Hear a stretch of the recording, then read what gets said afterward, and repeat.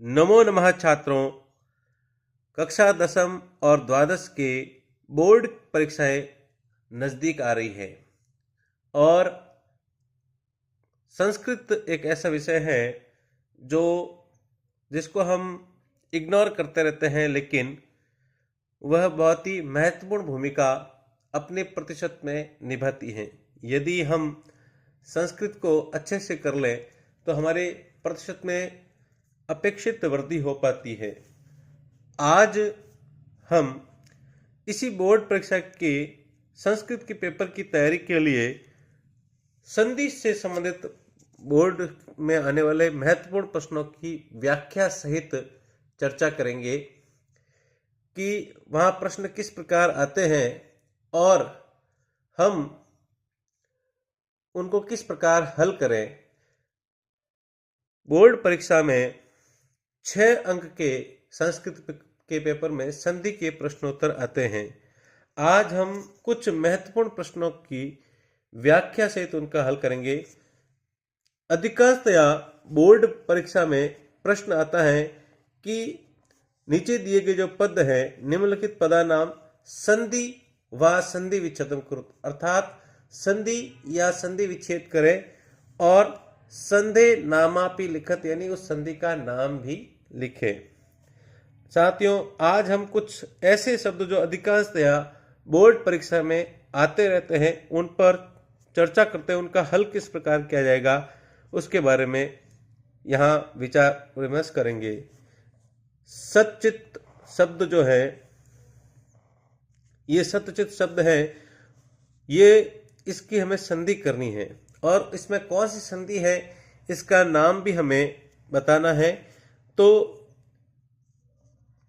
हम नियम देखते हैं कि इसमें अंतिम पद है वो त है और उसके पश्चात जो संधि जो होती है, जो सबसे नजदीक अक्षर होते हैं, वर्ण होते हैं, उनकी संधि होती है।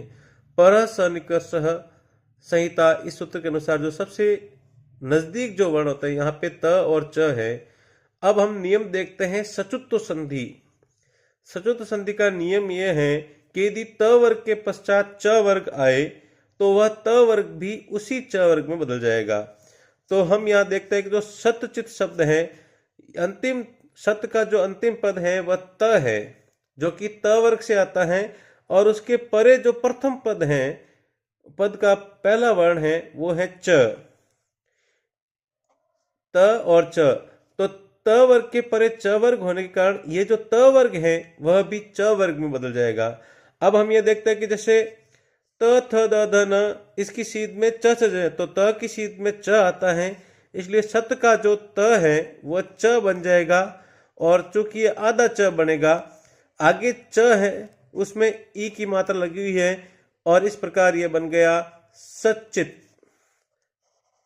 ये पद सच्चित बना और चूंकि इसमें त वर्ग च वर्ग में परिवर्तित हुआ है तो ये सचुत्व संधि है। इस प्रकार इसको हम हल कर लेंगे।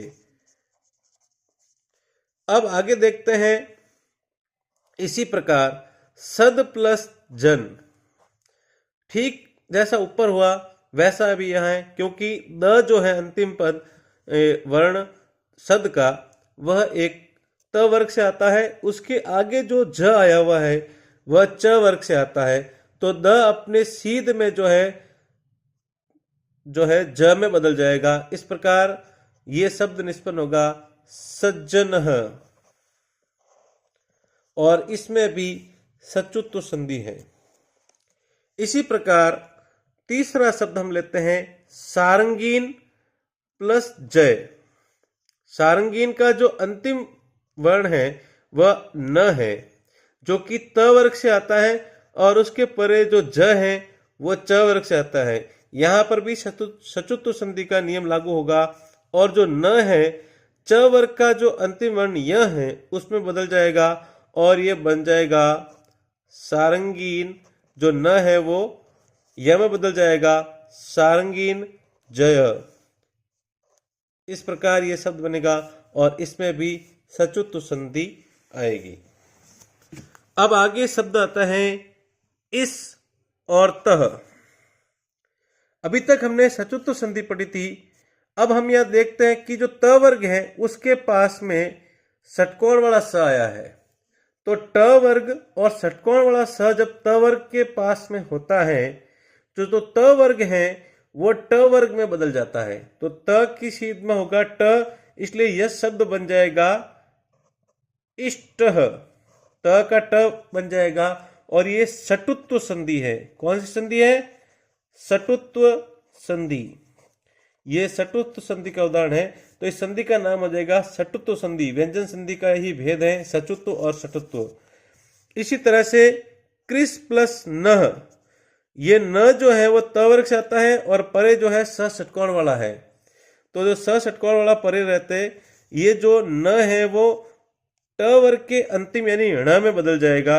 इस प्रकार ये शब्द बन जाएगा कृष्णः, और ये भी सटुत्व संधि से है।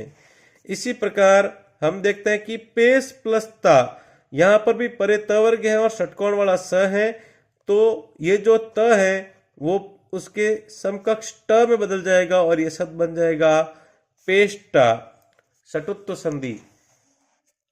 अब आगे जो संधि हम देख रहे हैं, यहां दिक प्लस गज, ये जो अंतिम शब्द, ये पहले पद का अंतिम वर्ण जो है वो क है, और क जो है वो जल होता है, जल, इस प्रकार का जल, जल और जस। जल क्या है? प्रत्येक वर्ग का पहला, दूसरा, तीसरा और चौथा। और जस क्या है? प्रत्येक वर्ग का तीसरा।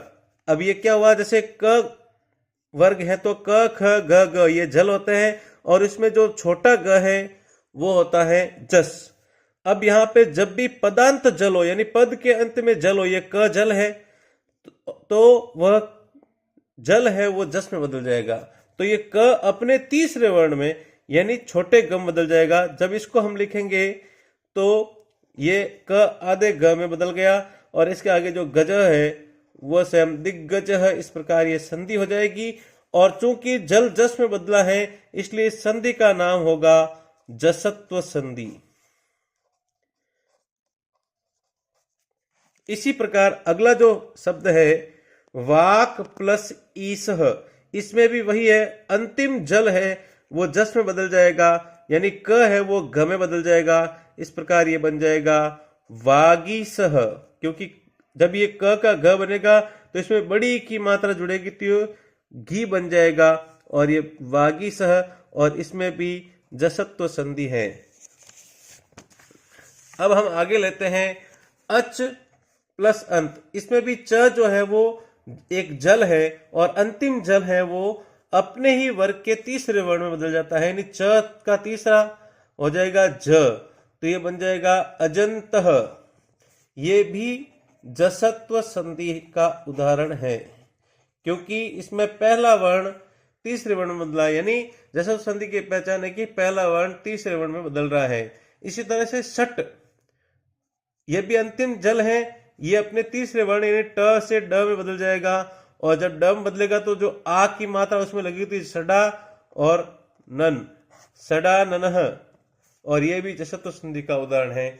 इसी प्रकार जगत प्लस ईस, यह भी अंतिम जल है, जो इसका अंतिम वर्ण है वो जल है तो त अपने तीसरे में बदलेगा और शब्द बन जाएगा जगदीशः। ये भी जसत्व संधि का उदाहरण है। लब प्लस ध, भ भी, क्योंकि जल मैंने कहा था कि प्रत्येक वर्ग का जो पहला, दूसरा, तीसरा और चौथा वर्ण है वह जल होता है, तो भ जो है प वर्ग में आता है, चौथा वर्ण है, ये अपने वर्ग के तीसरे में बदलेगा, तो ये भ जो है वो ब बन जाएगा, और आगे जो ध है लब्धः, ये भी जसत्व संधि का उदाहरण है। इसी प्रकार यहाँ दुग शब्द है, दुग, इसमें घ घड़ी वाला है, ये जल है, ये अपने तीसरे वर्ण में घ में बदलेगा और बन जाएगा दुग्धः, ये भी जसत्व संधि का उदाहरण है। इसी प्रकार बुद्धि, ये ध है वो अंतिम जल है, ये अपने वर्ग के तीसरे वर्ण में बदलेगा तो बुद्धि यानी द आ जाएगा, और इस प्रकार बनेगा बुद्धि। ये भी जसत्व संधि का उदाहरण है। अब हम यहाँ पे अगला जो उदाहरण ले रहे हैं वृक्षाद, यहां देखेंगे अपन द है, अंत में द आया हुआ है, और पतति, तो ये भी यहां पे तीसरा वर्ण है, और यह तीसरा वर्ण चरतु संधि के अंदर यदि परे खर हो तो जो तीसरा वर्ण है अपने पहले वर्ण में बदल जाता है, यानी द वर्ग का पहला वर्ण होता है त, वृक्षात पतति, ये चरत्व संधि है। ये जसोत्व संधि की जस्ट उल्टी है। जसोत्व संधि जहां पहले से तीसरा बन रहा था, च अपने तीसरे वर्ण में बदल रहा है, यहां पर जो तीसरा है उसको नंबर 1 बनाना है, यानी द को त बनाया, ये चरत्व संधि है। इसी प्रकार यहाँ सद प्लस कारह, तो यहां पर भी तीसरा वर्ण है, ये अपने प्रथम वर्ण में बदल जाएगा, चरत्व संधि सत्कारह, और ये भी चरत्व संधि का उदाहरण है। विपद प्लस कालह, ये भी द है अंतिम, इसलिए तीसरे से पहला बनाएंगे और बन जाएगा विपद कालह, और ये भी चरतु संधि का उदाहरण है। इसी प्रकार उद प्लस पन्नह, यहां द तीसरा वर्ण है, ये अपने प्रथम वर्ण में बदल जाएगा, चर बन जाएगा, और इस प्रकार बन जाएगा उत्पन्नह, ये भी चरतु संधि का उदाहरण है। अब आगे चलते हैं हम, अपने पास शब्द हैं रामम भज, यहां म आया है, और हम आगे जब देखते हैं तो यहां पर भ शब्द आया हुआ है। भ एक व्यंजन है, और जब भी अनुस्वार हो, तो जब आगे व्यंजन हो अनुस्वार के आगे, तो वह म हो तो वो अनुस्वार में बदल जाता है। इस प्रकार हम इसको इस तरह से लिखेंगे रामम भज, और ये अनुस्वार संधि का उदाहरण है। ये किस संधि का उदाहरण है? अनुस्वार संधि। लेकिन यहीं पे म आधे म हलंत वाले के आगे यदि कोई स्वर हो तो वह अनुस्वार में नहीं बदलेगा, वह उस अ के अंदर समाहित होकर शब्द बन जाएगा त्वमत्र, यह भी अनुस्वार संधि का उदाहरण है। यहां पर एक शब्द लेते हैं अपन कृष्णम प्लस वद, तो यहां पर भी ये व्यंजन था, इसलिए जो म है आधा वो अनुस्वार में बदल जाएगा, और ये कृष्णम वद ये भी एक अनुस्वार संधि का उदाहरण है। धर्मम प्लस इति, यहां पर भी अंतिम म है लेकिन उसके आगे स्वर है। जब स्वर होता है तो म में ई जो मात्रा है वो समाहित हो जाएगी और ये शब्द बन जाएगा धर्ममिति, ये भी अनुस्वार संधि का उदाहरण है। अब हम छात्रों विसर्ग संधि की बात करते हैं। विसर्ग संधि में आप देख रहे हैं सह प्लस इच्छति ये शब्द है। विसर्ग जहां हो और विसर्ग से पहले यदि अ हो लेकिन उसके बाद कोई अन्य स्वर हो, अ को छोड़कर अ नहीं हो और अ की जगह कोई दूसरा स्वर हो, तो विसर्ग का लोप हो जाएगा, यानी विसर्ग हट जाएगा। और जब विसर्ग हटेगा तो वह स और इच्छति यानी विसर्ग हट गया, इसको विसर्ग लोप संधि कहते हैं। क्या कहते हैं इसे? विसर्ग लोप संधि। इसी प्रकार देखिए सह गच्छति, इसका भी विसर्ग लोप हो जाएगा और यह बन जाएगा स गच्छति। इसी तरह से एसह नमति, इसमें भी विसर्ग का लोप होगा, एस नमति। अब यहां पे सह प्लस अत्र, अभी तक हमने विसर्ग लोप के बारे में पढ़ा था। अब देखिए विसर्ग से पहले भी अ है और विसर्ग के बाद भी अत्र में अ आया हुआ है। ऐसी स्थिति में क्या होगा, जो विसर्ग है वो उ में बदल जाएगा। यहां विसर्ग जब उ में बदलेगा तो जो स में पहले से ही अ है और उ ये दोनों मिलकर बन जाएंगे ओ, गुण संधि सो। आगे वाला जो अ है वो अवग्रह चिन्ह में बदल जाएगा और पीछे त्र, सोत्र। ये क्योंकि इसमें विसर्ग का उ बना इसलिए इस संधि का नाम होगा उत्व संधि। इसी प्रकार एसह प्लस अपि में भी विसर्ग से पहले षटकोण वाले स में अ है और उसके बाद भी अ है, इसलिए यहां पर भी विसर्ग का उ बनेगा और फिर अ और उ मिलकर एसो ओ बन जाएगा और अगले वाला अपी का जो अ है वो अवग्रह चिन्ह में बदल जाएगा, एसोपी शब्द बनता है और इसमें भी उत्व संधि है। इसी प्रकार एसह प्लस अतीव, इसमें भी विसर्ग से पहले अ है स के अंदर और विसर्ग के बाद भी अ है, इसलिए इसका भी एसो और अगला अवग्रह चिन्ह एसोतीव, ये भी उत्व संधि का उदाहरण है। इसी प्रकार बालह, इसमें भी विसर्ग से पहले ल में अ है और इसके आगे भी अ है, इसलिए ल में ओ की मात्रा हो जाएगी बालो और अगला अवग्रह चिन्ह बन जाएगा बालोस्ती। अब हम देखेंगे कि यहां विसर्ग के बाद ह आया हुआ, विसर्ग से पहले तो अ है लेकिन विसर्ग के बाद ह है। ये जो ह है वो हस प्रत्याहार के अंदर आता है। हस प्रत्याहार जो है जब आते हैं तीसरा चौथा वर्ण प्रत्येक वर्ग का और हयवरल और स ये जब भी आते हैं तो उनको हस प्रत्याहार कहते हैं। तो यहां पर ये जो विसर्ग है वो तो उ में बदलेगा और अ और मिलकर ओ बन जाएगा मनो, लेकिन हर एज इट इज रहेगा मनोहर, इस प्रकार ये शब्द बन जाएगा और ये भी क्या है, उत्व संधि का उदाहरण है। आगे जो हम देखते हैं इसी प्रकार यशः प्लस दा, जिस तरह से मनोहर में हुआ था उसी प्रकार ये द एक हस प्रत्याहार है और विसर्ग से पहले अ आया हुआ है, इसलिए विसर्ग का उ होकर स में जो अ था और विसर्ग का जो उ बना वे दोनों मिलकर ओ की मात्रा बनेगी, तो यशो और दा, इस प्रकार शब्द बनता है यशोदा। और ये भी चूंकि विसर्ग का उ बना है इसलिए उत्व संधि। अब हम इसी प्रकार पुरुषः प्लस अपि, इसमें भी विसर्ग से पहले पुरुष में स में अ है और विसर्ग के बाद अपि का जो अ है, तो दोनों अ होने के कारण विसर्ग का उ बनेगा, तो पुरुष हो जाएगा पुरुषो और अपि का जो अ है वो अवग्रह चिन्ह में बदल जाएगा और पुरुषोपि, और ये भी उत्व संधि का उदाहरण है। संधि का नाम हो जाएगा उत्व संधि। अब आगे जब हम देखते हैं शब्द है मुनि प्लस गच्छति।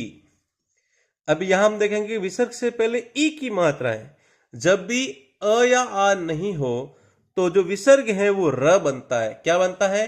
र। और ये र जब आधा बनता है इसलिए आधा र कहां जाता है? ऊपर। तो जो गच्छति है उसके घ के ऊपर र चला जाएगा। विसर्ग का जो र बना, ये विसर्ग है वो र बना, इस तरह का आधा र हमेशा ऊपर जाता है, तो ये शब्द बन जाता है मुनिर गच्छति। और ये जो है वो क्योंकि विसर्ग का र बना है इसलिए इस संधि का नाम है रुत्व। क्या नाम है? रुत्व।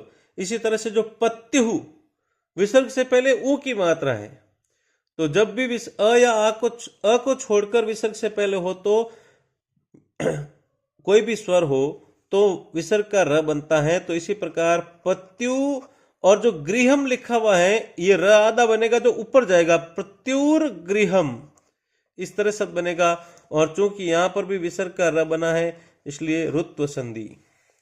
एतई, यहां भी विसर्ग से पहले ऐ है, अ नहीं है, इसलिए यहां पर भी विसर्ग का एतई और र जो बनेगा वो न के ऊपर चला जाएगा, एतैर नम्यते, यहां भी रुत्व संधि है।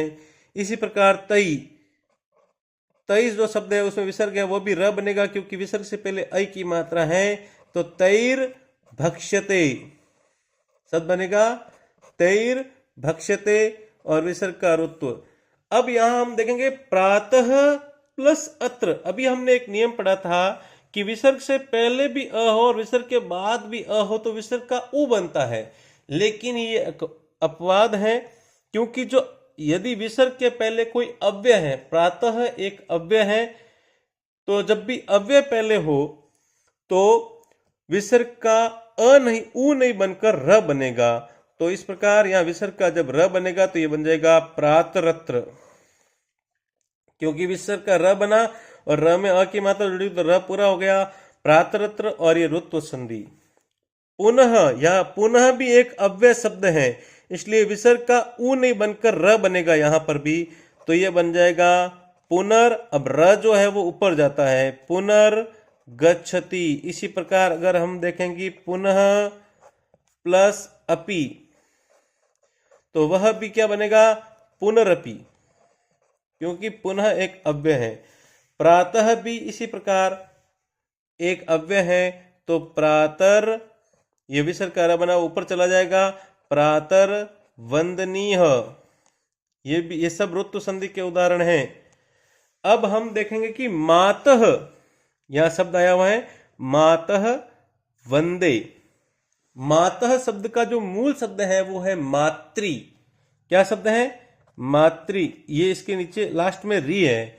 जब भी कोई रिकारांत शब्द हो तब भी विसर्ग का र बनता है, तो इस कारण से हम बनाएंगे र, तो र जाएगा ऊपर, आधा र है इसलिए, और बनेगा मातर वंदे। ये भी रुत्व संधि है क्योंकि विसर्ग का र बना है। इसी प्रकार भ्रातर वंदे। अब यहां पे हम देखते हैं कि शब्द है बालः प्लस तत्र। यहां हम देखेंगे कि जो विसर्ग के आगे ये खर है, खर जो होते हैं प्रत्येक वर्ग का पहला और दूसरा वर्ण होता है। यहां पर जो है बालः प्लस तत्र, त है पहला वर्ण है, इसलिए विसर्ग जब भी इस तरह से हो तो विसर्ग स में बदल जाता है। तो यहां पर स कौन सा बनेगा? क्योंकि त वर्ग आया हुआ है इसलिए हमेशा सलेट वाला स बनता है। जब भी त वर्ग हो, विसर्ग से जब भी स बनाना हो तो त वर्ग हो तो इस तरह से स बनेगा, बालस तत्र।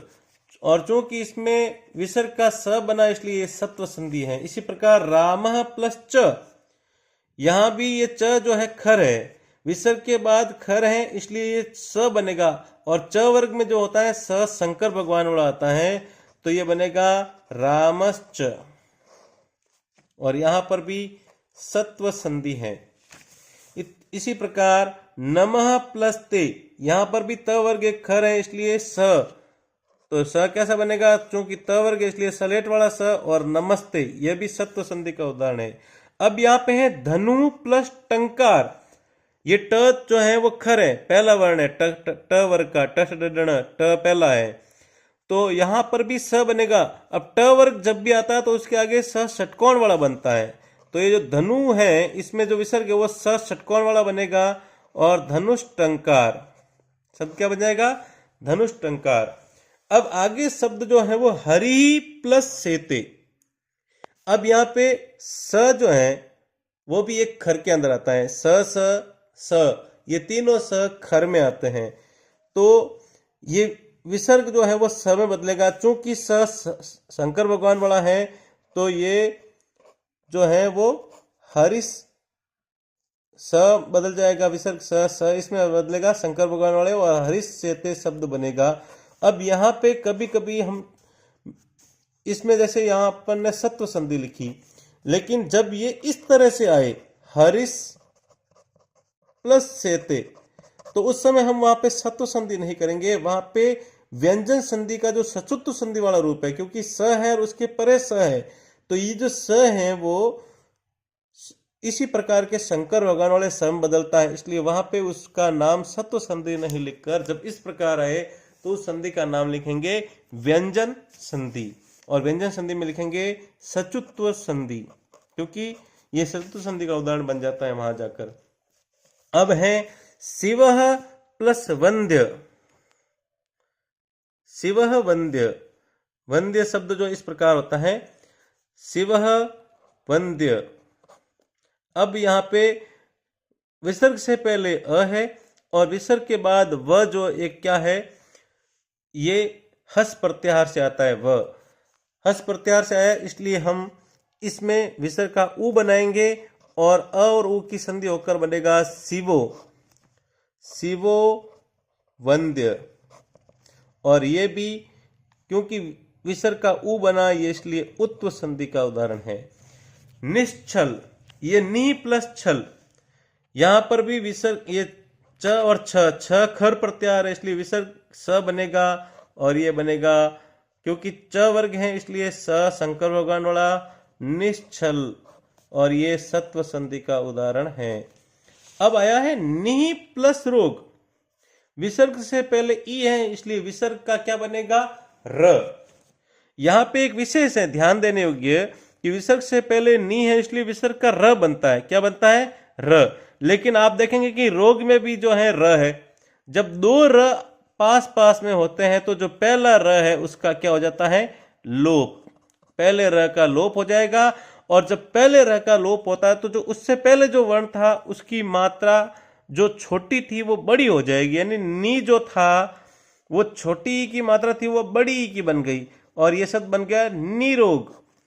यहां हम अगर संधि जानते हैं तो हम गलती नहीं करते हैं निरोग को लिखने में, कि ये नी जो शब्द था उसमें विसर्ग का र बना, लेकिन दो र आने के कारण एक र का लोप हुआ, और जब एक र का लोप होता है तो उससे पूर्व जो वर्ण होता है उसमें वृद्धि हो जाती है, वह दीर्घ हो जाता है, तो इसलिए नी बड़ी हुई और निरोग शब्द बना। अब भक्तः प्लस चलती, ये वही है, विसर्ग है और आगे च यानी खर प्रत्याहार है, तो ये स में बदल जाएगा। और ये किस स में बदलेगा, क्योंकि च वर्ग है इसलिए स शंकर भगवान वाला बनेगा, भक्त चलती, और ये सत्व संधि का उदाहरण है। साथियों, ये 50 उदाहरण आज हमने जो है जोड़ने के देखे। अब हम जो है तोड़ना किस प्रकार है, देखिए शब्द आया दिगंबर, इसका हमें संधि विच्छेद करना है। यहां पे हम देख रहे हैं कि जब भी हम संधि विच्छेद करें तो जो दो शब्द जो बनेंगे पद वो सार्थक होंगे, यानी कोई अर्थ लिए होंगे। तो यहां पे हम इनको जब तोड़ेंगे तो यहाँ घ दिख रहा है हमें, घ जो तीसरा वर्ण है। अभी हमने जब संधि की थी कि पहले का तीसरा और तीसरे का पहला बनाना है, तो यहाँ पे घ का पहला वर्ण क्या है, क, तो हम यहां बनाएंगे दिक, और घ में मात्रा किसकी है, अ की, तो अंबरह यानी दिगंबरह, शब्द दिक प्लस अंबर से बना है। और चूंकि इसमें हम जब वापस संधि करते हैं तो क का ग यानी पहले से तीसरा बनता है, तीसरा मतलब जस, तो यह जसत्व संधि है। इसी प्रकार सज्जन, अब बताइए शब्द में सज्जन है ज, छोटा ज आधा ज जो है वो सचुत्व संधि का उदाहरण है। सचुत्व संधि में क्या होता है, त वर्ग च वर्ग में बदलता है, तो जब हम ज की सीध में त वर्ग में जाएंगे तो वहां अपने को द मिलेगा, क्योंकि ज तीसरा वर्ण है और त वर्ग में तीसरा वर्ण होता है द, तो ये बनेगा सद प्लस जनह, और ये सचुत्व संधि का उदाहरण है। सत्यम वद, हम देखते हैं कि यहाँ पे जो अनुस्वार है इसलिए है क्योंकि आगे वह एक व्यंजन है, तो जब हम संधि विच्छेद करेंगे तो सत्यम में म आधा लिखते हुए सत्यम प्लस वद, और ये अनुस्वार संधि का उदाहरण है। अनुस्वार संधि। अब देखो यहां पर शब्द लिखा हुआ है बहिर्गच्छ, देखो ऊपर र दिख रहा है आपको, ये र इस बात को बताता है कि ये पहले विसर्ग था, तो हम जब इसको तोड़ेंगे तो यहीं से तोड़ेंगे और र का विसर्ग बना देंगे, बही, और पीछे बचा गच्छ। अब चूंकि र से विसर्ग बना इसलिए ऋत्व संधि है।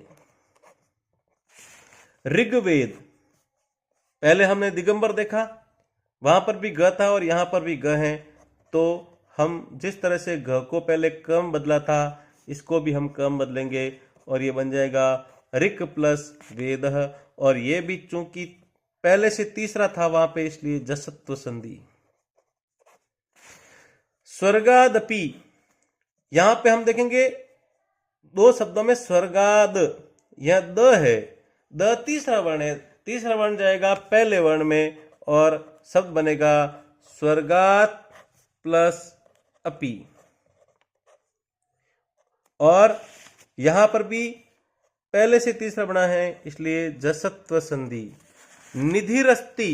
देखो ये र कह रहा है कि मैं पहले विसर्ग था, तो यहां पर इस र को विसर्ग बदलेंगे। चूंकि ये र पूरा था इसलिए इसमें अ था, तो निधि ये अ और अस्ति, और ये भी रुत्व संधि का उदाहरण है क्योंकि विसर्ग का र बना। कोयम, ये अवग्रह चिन्ह बताता है कि इससे पहले कोई विसर्ग था, तो वो विसर्ग ऊ से बना था ना, तो ये कह बन गया, वापिस विसर्ग बन गया कह, और ये अवग्रह चिन्ह का जो अ है वापिस आया कह प्लस अयम। क्योंकि इसमें विसर्ग का ऊ बना था इसलिए उत्व संधि। प्रकृति रेव, ये र बताता है कि मैं रुत्व संधि से आया हूं, तो ये र जो है विसर्ग में बदलेगा प्रकृति ही। अब रेव में एक ही मात्रा है तो प्रकृति ही प्लस एव, और ये भी उत्व संधि का उदाहरण है। स्यात प्लस नेव, यह हमेशा अंतिम आगे पंचम वर्ण है इसलिए ये खुद भी पंचम वर्ण में बदल जाएगा और ये बन जाएगा स्यानेव। ये जो है अनुस्वार संधि में अनुनासिक अनुस्वार संधि का उदाहरण है।